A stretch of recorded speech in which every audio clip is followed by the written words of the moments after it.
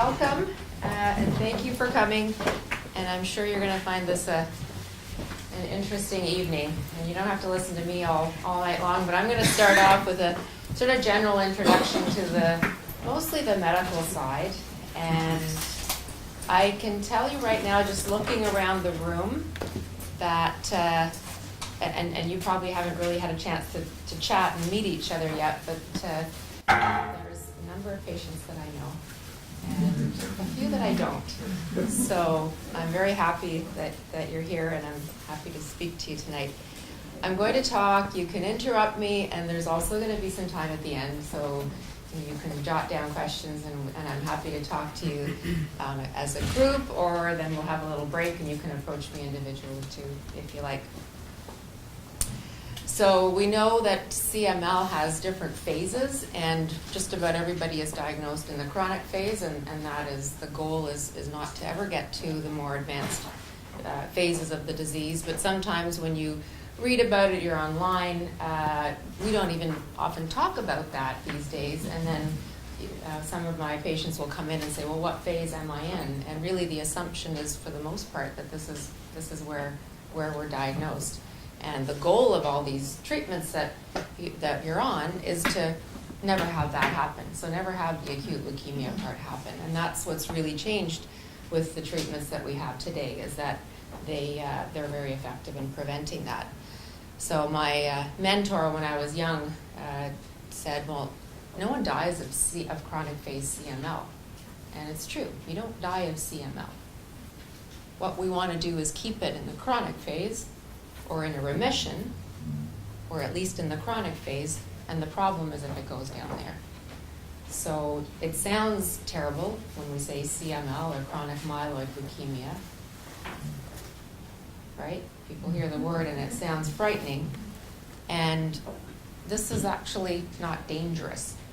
It's that's why various people are on various medications. We'll talk about that tonight, is to prevent what's on the right from happening.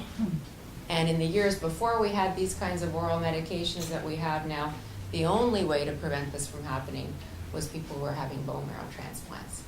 And it used to be the commonest reason for doing transplants. And now it's fortunately quite rare that we need to think or talk about that. So CML is a condition that we're usually diagnosing in adults. It's very rare in kids, though we do have some kids in Ottawa with CML, and it's mostly as we get older it becomes more common, but it does hit all ages. And it's not a common kind of leukemia.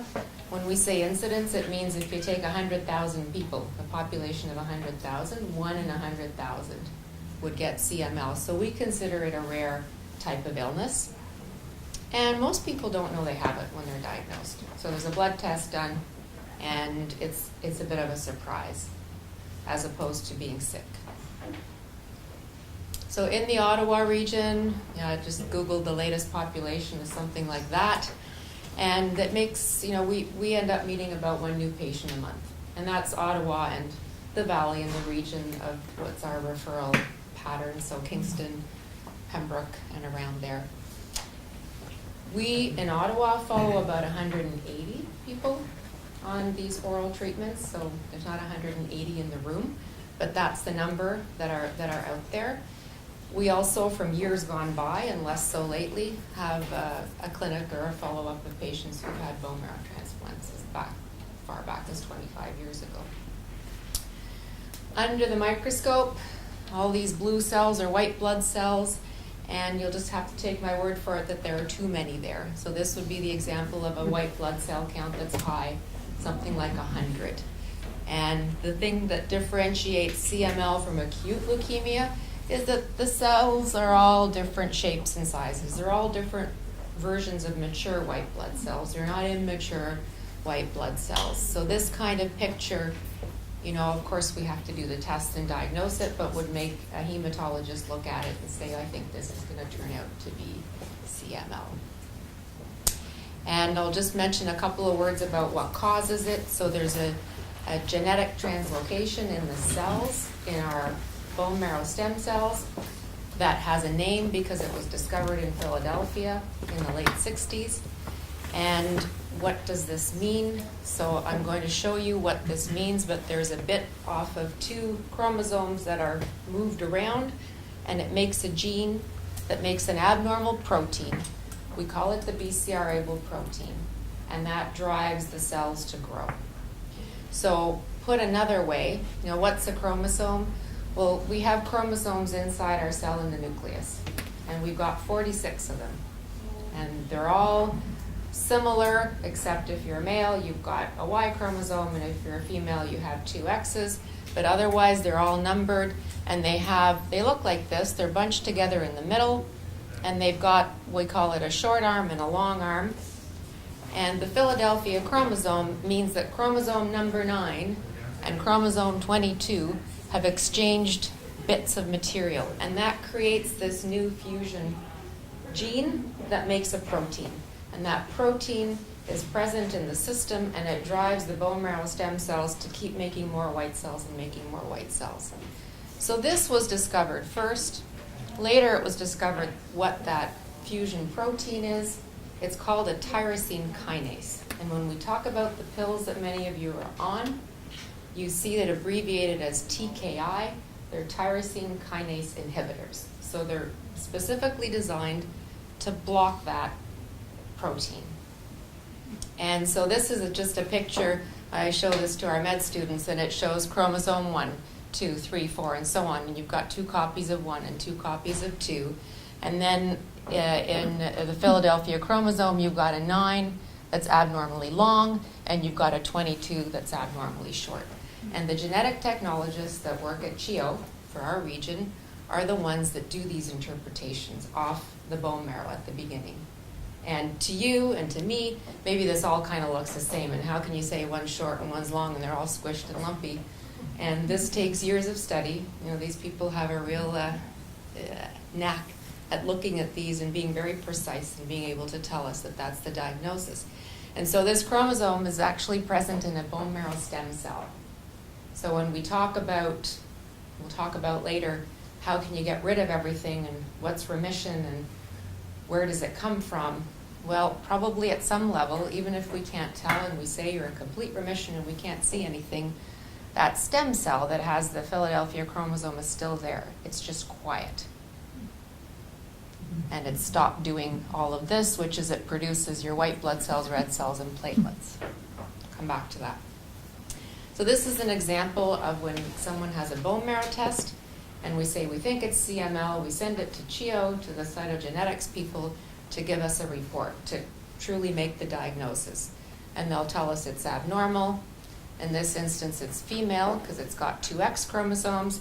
There's 46 chromosomes, but there's been, this is jargon for translocation, and they give us an interpretation that there's a Philadelphia chromosome. And it's present in all the cells. So typically, once CML is diagnosed, our normal bone marrow stem cells are kind of put out of action. And the CML stem cells have taken over. And all the blood cells contain this chromosome. When we treat, and as we're treating with these pills, this goes away.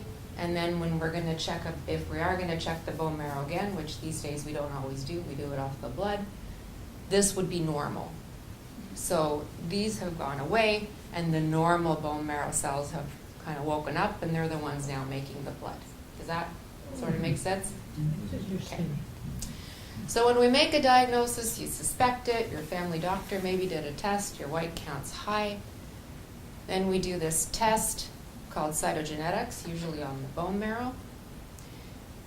And thereafter, we're testing for that protein, that tyrosine kinase protein called BCR-ABL off of blood with a test called PCR, polymerase chain reaction. It's too bad that one word has BCR and the other has PCR. It's just a coincidence, and people mix them up all the time.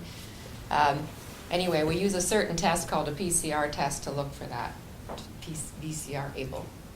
So in 2001, the big splash or the big change really happened in CML.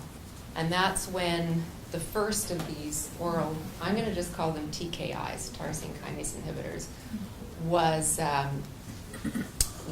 made available and studied.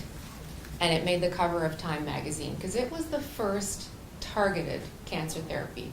It means it was made to target that particular protein. So it has, as opposed to general chemotherapy that often is killing all kinds of cells, this is targeting. So today there's lots of targeted therapies for lots of cancers. But this was quite unique at the time. And a large study was done that was international. We had a number of people in Ottawa. We were lucky to have run the trial here as well, that compared Gleevec or imatinib to what our standard was at the time, which was something called interferon and a chemotherapy drug combined. And this trial was a very important trial, and it proved that using TKIs at the beginning in newly diagnosed patients actually resulted in much superior results than the alternate combination. So it became standard. And here's kind of a timeline. So we now have 5 TKIs available for our use. And without giving away confidentiality, I can tell you there's people in this room on all of them. So this is the best known, the oldest. And I've put the brand names in brackets, so there's the drug name and then there's the brand name. This is the only one that's gone generic now because it's been out long enough. But I'm going to tend to refer to them by the actual drug name, like imatinib and dasatinib, but have a look at what you are up there, because sometimes you might think of it as only one or the other. So imatinib's been around for a long, long time, and then we've been using the other ones for not as many years, and the ones on the far right, bosutinib and ponatinib, we've had them available for longer, so we typically have drugs available to us through special programs or clinical trials. And then what I have and the dates that are there are kind of when Health Canada finally gave its seal of approval. And typically Health Canada is slower than the American counterpart, the FDA. They usually have their drugs first.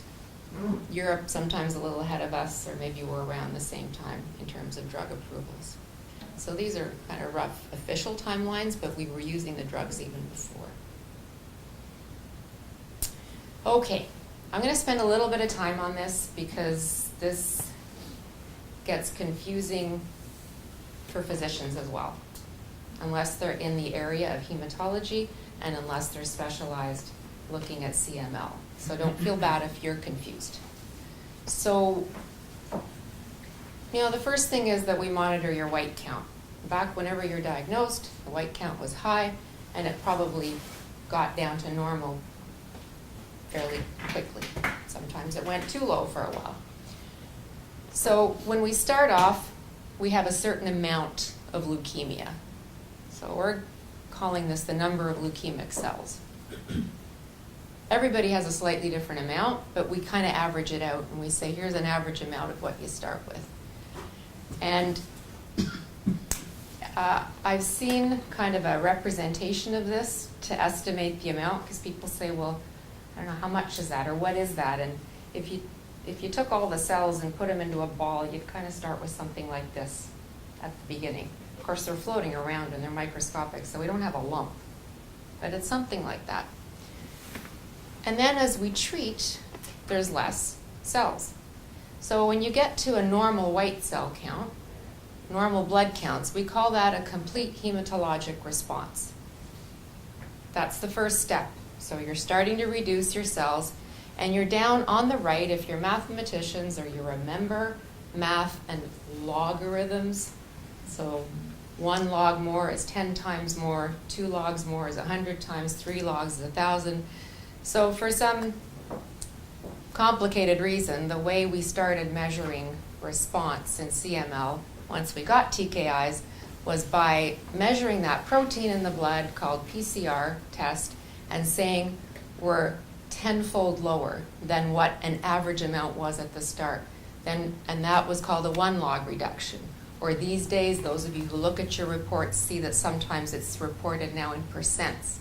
So you're down by 10%. Further amount of response, you're down 2 logs, 100-fold from baseline. You're down to 1%. And that is what we call a complete cytogenetic response. So once you're at that point, you would have no Philadelphia chromosome positive cells if someone decided to do a bone marrow test. So we wouldn't see anything at that level. Still means that there's something there. Then we go further into a deeper remission, hopefully over time, and we get down to this magic word called an MMR, or a major molecular response. And then you can get even deeper and deeper, and then here the labs have trouble. They have trouble finding something that's like a needle in a haystack, so we can't tell if it's down here. It could be something, it could be nothing.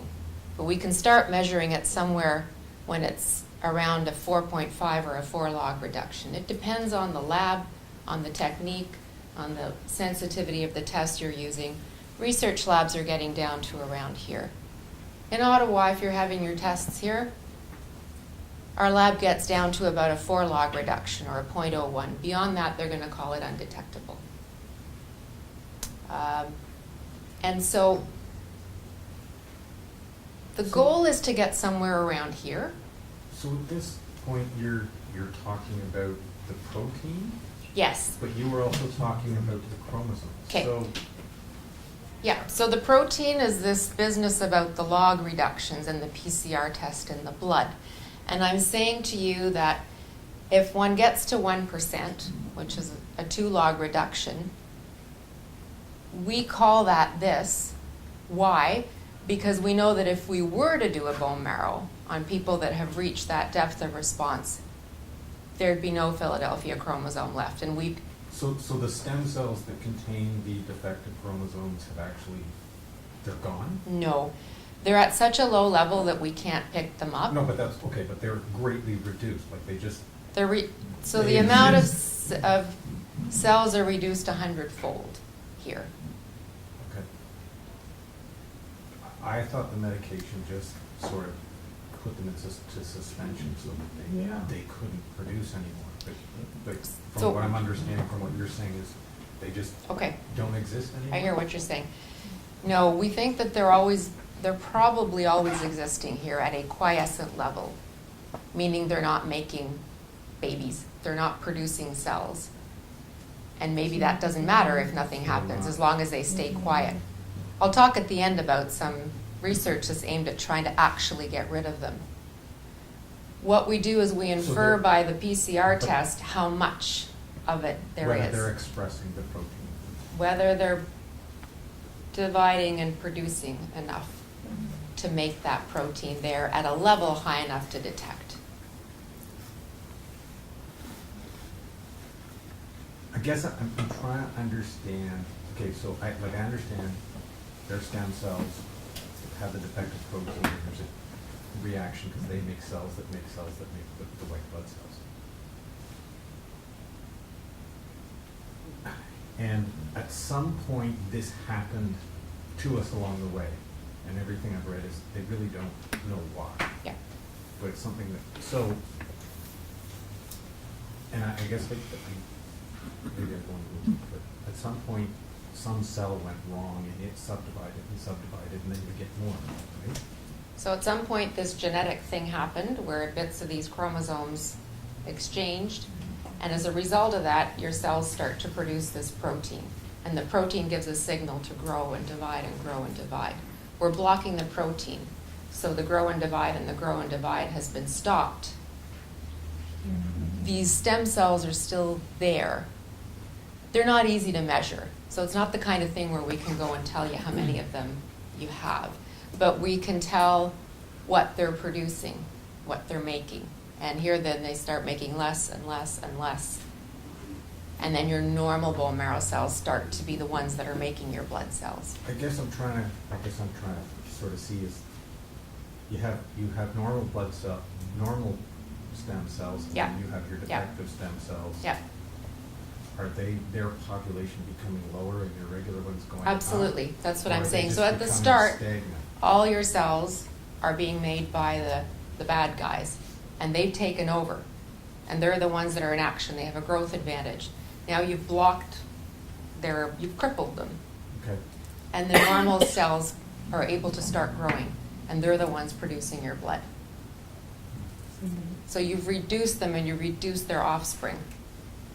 So population-wise, is the belief they're actually going down? Yes, though the bulk of what's going on is the result. So Okay. if I go back to this picture of the stem cell, so somewhere here, it's at this immature level of a cell where the problem is. Yeah. But then it makes all these things. So all of these also contain the Philadelphia chromosome, Right. right? And then you have normal stem cells here, but they're out of action because they're being outcompeted by this guy who's much faster and better at producing babies. Right. Once we block the driver here, then the normal ones are going to now produce your blood. And these have gone to sleep. Okay. Okay. So this is, on the left, these are the two ways that we measure. And we have ways of measuring your amount of leukemia that's going down. This is really the same thing. I'm just showing it in a different way. So this is, if you're visual, you have a certain amount of leukemia cells. And it goes down to 10 to the 6 or 1 million. So just to show you that these number of stem cells, or number of leukemic cells, go down as we get into deeper amounts of response. But there's presumably always still some there. Just keep that in mind when we talk about how we evaluate our treatments. So there are, you read about these milestones and where should you be at and how many months. These, please do not get hung up on this. Not everyone gets to these milestones. Not everyone achieves them at the right time. And this is kind of a guideline that has been set out that physicians follow in order to track that you're not going backwards. That's the most important thing. So typically after about 3 months of the medication, typically most people, not all, will have a normal blood count. And a normal blood count usually means that you're somewhere around the 10% mark. After about 6 months, you might be in a situation where your cytogenetics are normal, meaning you're at about a 2 log reduction with your PCR test, or you're down around 1%. The big thing that people focus on is this thing called MMR, major molecular response, where the PCR test is at around a 3 log reduction. Ideally, you want to get there or deeper. But mainly you want to get here for sure. Like I said, not everyone gets there. People get there at different times. And your doctor will tell you if you're on track or if something needs to be thought about. One of the important things is at the beginning is actually being able to take your pill, feeling well enough, not having too many side effects, because one of the things that we're always focusing on is if you're not quite on track here, is it because you're missing pills? Either because you forget or because you feel like hell and you're skipping doses or you can't keep them down. And so the only pill that works for you is the one that you can take. So it sounds obvious, but that's really not built into when you look at this. What are my goals when I'm treating? Pretty simple. So I want to decrease these bad guys to get you to a level of remission that's going to protect against it turning into acute leukemia. I want to, like we all, have you live as long as possible, and our aim really today is to aim for like a normal life expectancy. Also maintain a good quality of life. So this is where side effects come in. So we want to try to limit those side effects. And I need to make sure that the medications that I'm prescribing each individual patient are as safe as possible. So something may have certain side effects that I'm worried about in someone and not in someone else. And that may depend on other illnesses, other conditions, other medications. That's very individual. And I also need to know what your goals are. Well, why am I asking that? goals might vary. They may have to do with how you feel, what your side effect on the medication is. Coming into this, maybe everybody says, I want to be cured. Well, what does that mean? Does it mean we care if there's stem cells there, if they're not causing a problem? I think it probably means I don't want to take medication and I don't want to worry about this. Some people want to have children, women, and there we can't be taking these TKIs, so we have to look at alternate strategies for periods of time to not be on them. Some people want to try to be off the drug at all costs. Some of us may be comfortable being on medication if we have no side effects that we feel are minimal, and if we're not worried about something, some other effect that might occur down the road. So these are really very broad, and they're very individualized. And those of you who see me, we talk about these things at every visit. Things are going swimmingly well, we might talk about something unrelated. But we do have to talk about, are you taking your pills? How do you feel? What side effects do you think you're having? What can we do about it? And what's our plan? All drugs can have side effects. So your hematologist should typically tell you with your particular drug, what side effects are common. Probably you're also online and you're looking it up and you're reading. Your doctor will certainly tell you if there's a serious side effect that you need to watch for and let them know about. Some side effects might be acceptable to you. You might say, well, okay, I can live with this. That's individual. Some side effects may be completely unacceptable, right? To hell with this.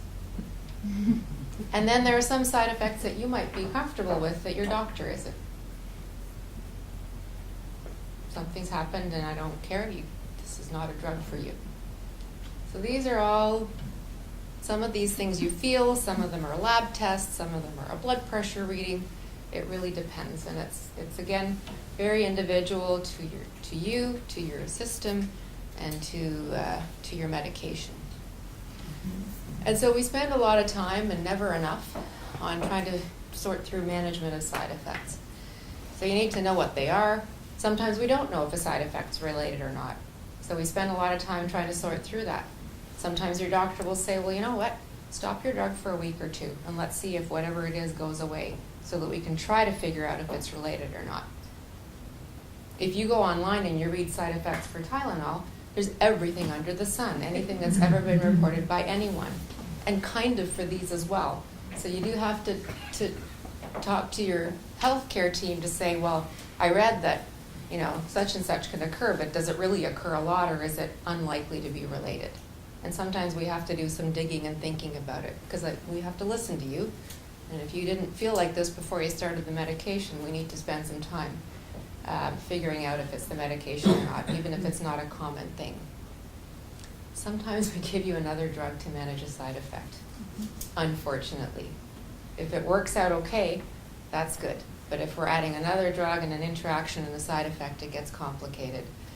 Sometimes you really, I think you're going to talk about this some more, but you really end up having to figure out how to live with, how to adjust maybe a lifestyle and expectation working around. We'd like not to have you do this, but I know that many of you do. Sometimes we adjust the dosage of your drug.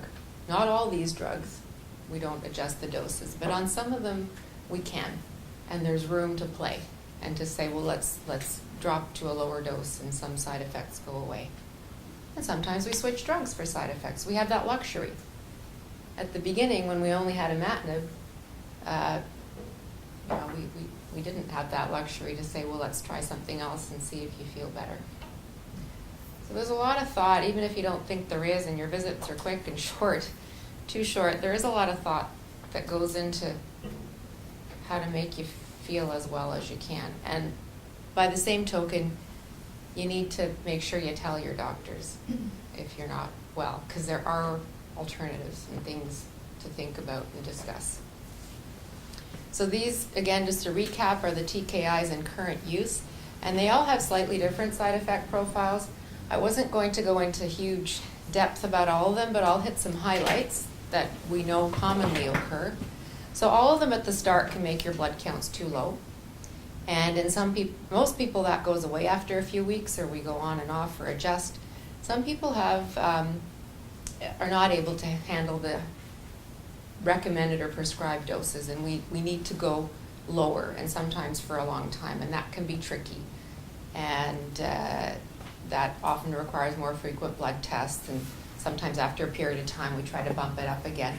And sometimes, actually, we get surprisingly good at results on lower doses than we would think. With imatinib, I think all of these can cause fatigue. A lot of people complain of stomach cramps and diarrhea, muscle cramps, and sort of fluid retention with imatinib. Dasatinib, I would say it's pretty common at the beginning to go through a period of headaches and stomach upset. And then the thing I'm not going to say worry about, but we warn people about is if they think they're short of breath, there sometimes can be a fluid buildup around the lung, which we diagnose with the chest x-rays. So your doctors are telling you, if you're short of breath and it doesn't make sense, let us know.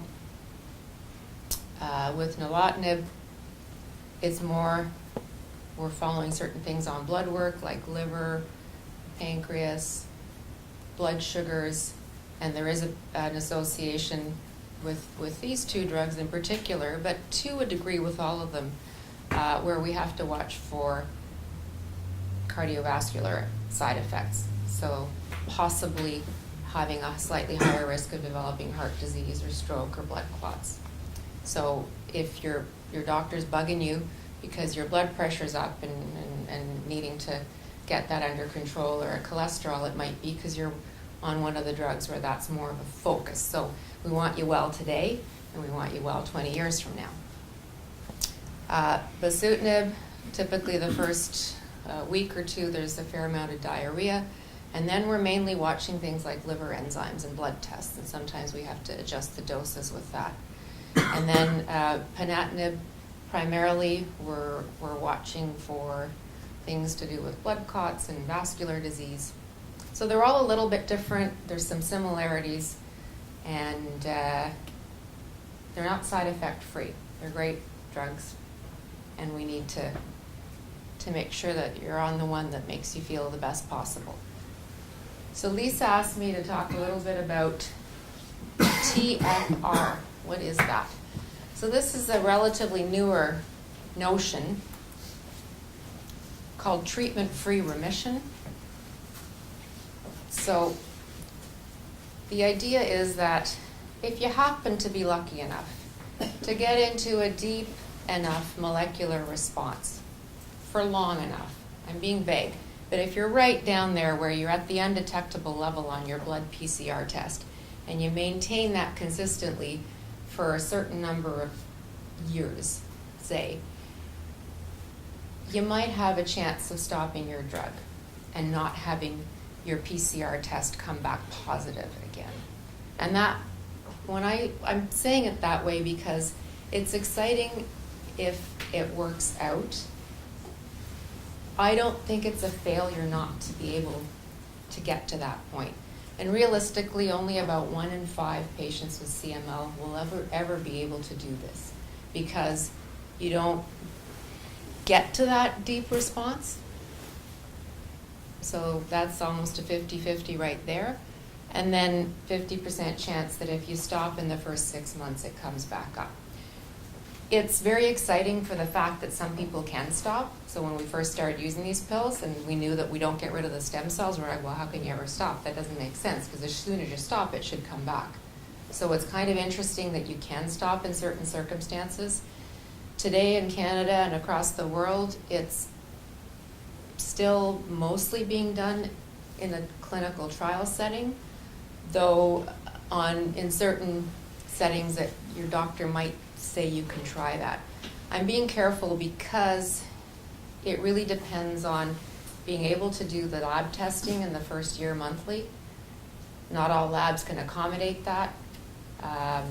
I know from talking to my counterpart in Toronto, where about 800 patients are followed compared to our 180 at one center, there's no way their lab would be funded to be able to start testing people monthly if they were to try to stop as of right now. Yeah. Does it also have to do, though, I read a while back that the Ontario government is not supporting the monthly blood tests? That's what I'm saying. Okay. So the test itself isn't crazy expensive, but you need people to perform the test. And so you need to hire additional lab technologists. And, you know, And you can't even pay for it. Yeah. Like, I tried. Yeah. Did you? Yeah, they're like, no one can take your money. We don't have, Yeah. there's just no, they don't have something like that set up, so. So why would you want to do this? And so, I mean, the potential effects of, if your doctor does say, hey, you know, you might be a candidate for this, do you want to try? Well, maybe you're worried about side effects 15 or 20 years down the road. If you're on a medication, particularly if you've got high blood pressure and cholesterol and you're worried about that playing into it. If you're on some other medications and your pharmacist is always stressing about interactions with different drugs, and it's going to reduce that, of course. Absolutely, I'm not going to say reduce safety. I would say there's, you know, absolutely safety concerns for women shouldn't be on these drugs when they're pregnant. So if you're able to be off and have babies, then that is actually a big focus of why people want to get there. Chronic side effect, relief from side effects. Don't have to remember to take your pills. And whether you worry or not about money, we do as doctors. We worry about the cost of health care and all the things we want to do and not having enough money. Your drug plan, Trillium, your co-pays, your, what do you call it, upfront payment every year. There are so many different ways to get these drugs, and some circumstances you're completely worry-free because you're not paying anything, and some circumstances you're paying a certain amount. So, yeah. Have the trials been extended beyond bleeding? Yes. Is there any risk after stopping the medication to restart it? Like, is there any risk about the medication not taking the same effect? Yeah, so I'm going to get to that. Yes. If you do get to that stage, and you're, to use your numbers, you're one of the 4 out of the 5 people who would not be able to go completely off the drug, but you're at that stage otherwise, would that affect the dosage that Dr. Mike prescribed? Potentially. So maybe 1 in 5 can come off the drug. The other 4 out of 5 are going to be on drug. And some of them we can look at lowering the dose. Not all, though. So this is a survey that was done in London, Ontario, in their clinic on patients with CML. And the idea was, well, what do you think about trying? Like, if you were eligible, what would your thoughts be to stop the medication? And I don't know, maybe this resonates with you. So 80% were worried about, well, what if the leukemia goes out of control? 69% were worried that it's not going to work again if they restart. 46% were worried, well, if I restart, what if my side effects get worse or come on harder or faster, or I'm not as controlled. 44% worried about the cost of going back on drug. Will the same coverage be there? Will I be able to re-access through whatever mechanism? 21%, I'm not sure what that. The family and friends don't agree with it. I think I've seen it in other Okay, things, or okay. resisting. Yeah, so family and friends say, don't stop your medication. Please don't do that. And then some percentage, 8.9%, worried about what if I don't get monitored often enough, or how often should I get monitored. And so there have been a number of trials, and there continue to be, and some of you in Ottawa have been on a trial of just trying to stop imatinib. The bottom line is that, look on the right-hand side, don't look at the top, because these people were not really in deep enough remissions. But across the board, the various trials that have been reported worldwide, somewhere around 40%, sometimes we say 50, it's easy to say it's a 50-50 likelihood of it working out, but maybe depending on the trial, it may be around a 40% likelihood of success of trying to come off the study. And all of these patients, so that's the number, 228.52, all these patients on these trials had to be, by definition, in a pre-existing deep molecular response at more than a 4 log reduction. And so this is a sort of a collection of the literature, of the clinical trial data that's there, and these get updated from time to time and published. And in Canada, we have done, completed, and patients are in follow-up, a trial of 135 patients across the country. So we all did this together, and all the testing was done in Toronto in the lab. And if you had been on imatinib, you were eligible if you were in a deep enough response for long enough to try to stop. We built in a second twist, I would say, and the idea was that if the stopping doesn't work and your PCR comes back up, rather than going right back on the imatinib, the trial was designed that you would then go on to dasatinib instead. Why? Thinking that maybe that will get into a deeper remission, and after a couple of years you can be eligible to try to stop again. So maybe more people than the 40-50% at the end of the day might be able to be off drug. So we don't know the answer yet, because that's something that's ongoing. Is that considered a good amount? Yeah, that's exactly my situation. I would consider that a good amount, 50. So it's in the eye of the beholder. You tell me. I've had patients tell me in both ways when I present this. They said 50%, that's great. There's a 50% chance I can stop the drug. The next person in the next room might say, 50% chance that I'm going to relapse. I don't want to do that. I'd rather stay on the drug. Both are valid reactions. Very personal. We're absolutely not saying you should stop. This is potentially going to be an option. No one's going to push this on anyone. What are the risks with a relapse, though? Yeah. So across all of these trials, and over 1,000 patients worldwide have done this, the re-response is very quick. There is one report in the literature of a patient who got back on their drug, got back into a deep response, and then did develop acute leukemia. We don't understand that. But we can tell you that out of the 999 plus, everyone re-responds because you're not resistant to the drug. It's like you took the brake off and now you're putting the brake back on. But it has to be done in a really controlled setting. You have to do the test every month. You can't say, well, I'm going off to Korea for 3 months and I'll see you later, because the relapses are in the first 6 months. So we watch really closely. Yeah, but it doesn't, so clearly it doesn't have, like, there's a lot of drugs out there that you go off them, you can't go back on them because of some resistance or something. Right, and so that's why this is really interesting and exciting to us. A, to know that some people can stop, period. That's pretty neat. And B, it makes sense that you can go back on. So, Yeah. you said that if you lost your remission through the, after going to treatment free, and you had to go back on it, and you have to go back on the drug, then it's dasatinib. Because this was on the that. trial. That was on the trial. Yeah. Okay. So in future, say, when it's maybe the trial stage, or if there's a different trial, Mhm. it may be possible to go back on your initial medication? Yeah. Because, okay. Yeah, and so this was just a particular trial design. This is how we did it. This is how we had the lab funded to do it once a month, and we wanted to learn, and so there are lots of reasons to do it that way.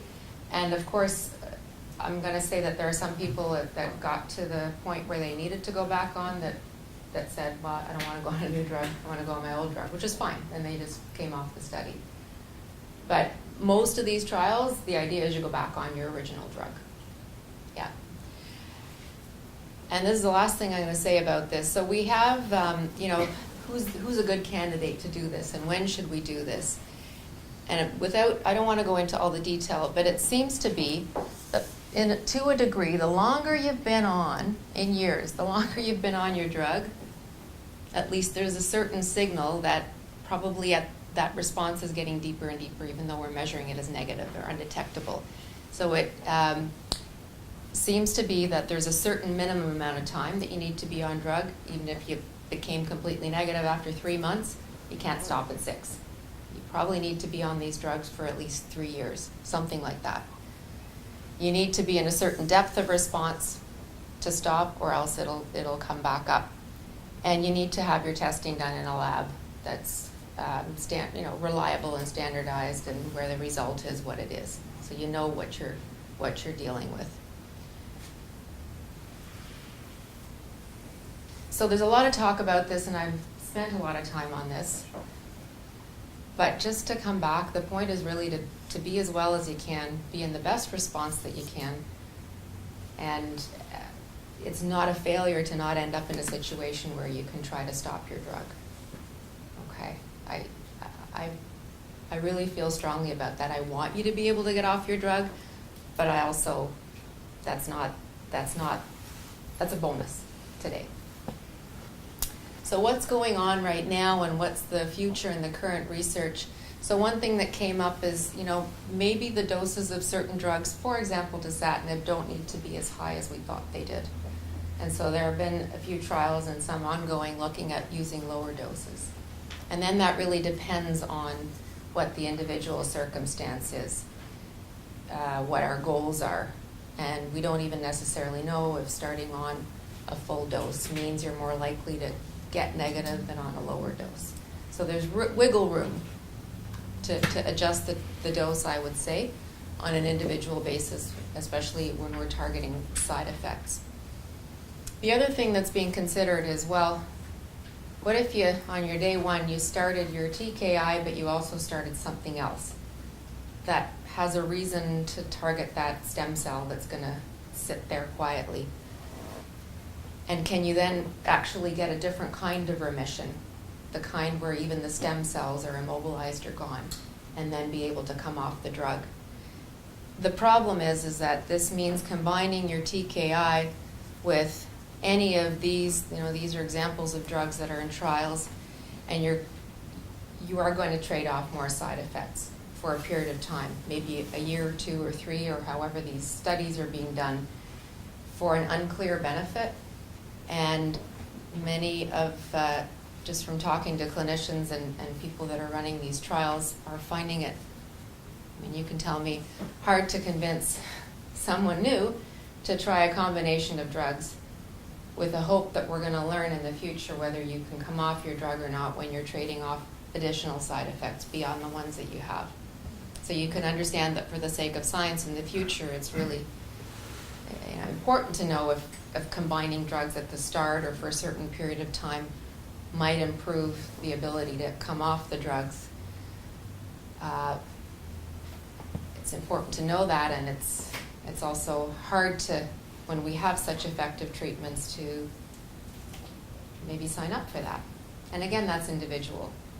I run our clinical trials unit. I do trials in lymphoma and leukemia, and there are many reasons why people want to go on trials. And it's a very personal thing. So this concludes my presentation. This is the cutest picture of all, but you can't see it at the back. So I was sent this photo and allowed to show it by a patient who recently had a baby. And so this is my happy picture. Yes. There's been some studies in, I think especially in Europe, Germany, about putting people on some of the newer drugs on the front line rather than starting on that. Would you care to comment on Yeah, so those studies have been done and are ongoing. So if you're talking about the ones on the right that were later developed TKIs, and so those studies have mostly been done and completed, and you can. And in Ontario, Canada's funny because each province has different coverages and so on. In Ontario, in Ottawa, we can prescribe imatinib, we can prescribe dasatinib, we can prescribe nilotinib frontline. Bosutinib is pretty easy to get early on as well. And then ponatinib, we don't tend to start with that. because it's a very effective drug and generally well tolerated. However, in the earlier trials, the doses that were being used were rather high, and there was a lot of blood clot and vascular side effects. So we don't want to, I guess the community and then those trials kind of got scaled back. Although we don't know if starting with the lower doses that we're using today would have had the same side effects. So it's safety and efficacy. Yeah, so we do use quite a number of different drugs, and some of that is through conversation with our patients. Some of them is looking at what other side effects we're willing to accept based on some other conditions that our patients might have. And sometimes it's a question of what the goals of treatment are, and sometimes we switch drugs. We start with one and we change to something else. Is it possible to be on these drugs for life? Mm-hmm. Absolutely. So patients on imatinib have been on drug now for 16, how long? Lots of years. And we haven't identified any late side effects, any surprising things that come out. So we 16 years? we consider it a very safe drug, actually. Yeah, with a lot of close attention. So when you think somebody's on a medication for 16 years, you want to say, maybe I don't have it anymore. Well, that's why we do those fancy tests. But yeah, and maybe you don't, and maybe then your doctor says, try to stop it, and we'll see if that works out. Anyway, so, yes. One question, you didn't mention, I just wanted the generic version, say, that when imatinib went generic. My understanding is that they really work just as well. There may be some, different side effects, but again, things have to be managed. I guess I'm thinking about it because nilotinib will probably come off soon, and I just want to know. Yeah, so I'm going to give you my personal view. I think the generics work just as well, and there are many different companies making the generics, so it's not just one brand in Canada, but it's several. There was a lot of concern, I'm getting recorded here, probably originated and partly, popularized by the drug company, that the generics might not be as good. And that's for obvious reasons. We haven't found that. Yeah. So I guess, I know we're a few minutes over, but I had asked people to send in questions if they wanted to avoid the Okay. being Anonymity. singled out, Yeah. sort of. So I want to take a quick comment, and then I wanted to ask, I have 2 questions that were sent. First, I just wanted to comment about the generics, because there was a big thing when the generics first came out, and I do know of some patients who just experienced different side effects. One was pretty major, but the other ones, just new side effects, right? And I guess if you could just comment just quickly on that. Yeah. So that is something that when people were getting switched over, that is something we talked about. And I do also have 1 or 2 experiences where there was a side effect that seemed to occur around the same time. And then there are ways to go back and to get the branded drug in that instance. And would you test more frequently when you first We did at started? the onset because there was a concern of efficacy, so we would have people that were on 6-month or 5-month routines come in and do a test more often. Mhm. That's really not really any longer done. Okay. Yeah. Okay, so I had a question sent in wanting to know about the relapse rates for people who take breaks from their medication for complication reasons. So if you're taking 4 to 6 weeks, let's say, off for pleural effusion, for example, or something like that. Yeah. Any ideas on that? Yeah. So generally that's not an issue. I would say it's very individual, so it depends on at which point in that reduction of amount of leukemia you're at. As to how much it matters if you're off. I would say that if you're off for, your doctor will tell you, if you're off for months on end, then you're in that zone like as if you're trying to stop the drug, and I've told you that half of people will have it come detectable within the first 6 months, but it ought to re-respond. So I think in general, if your doctor has said you should or can or need to take a break, then that's okay, and you're being monitored.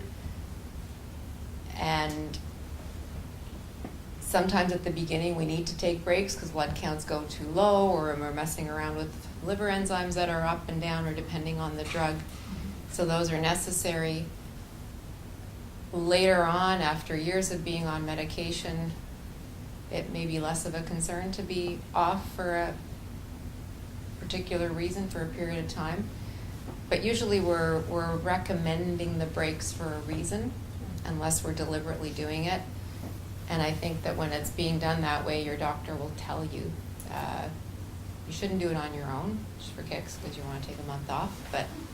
I was just gonna say, because there were some studies done a couple of years ago on the relapse rates. If you, like, say if you skipped every second day or every couple of weekends, which people actually quite often do, and so you feel good in the short term, but that actually quite influences the outcome at the end, right? Yeah, and that probably depends on the drug too. So those studies were done with imatinib, and it was sort of in the initial stages, like to get to one of those responses, a major molecular response, or even the cytogenetic.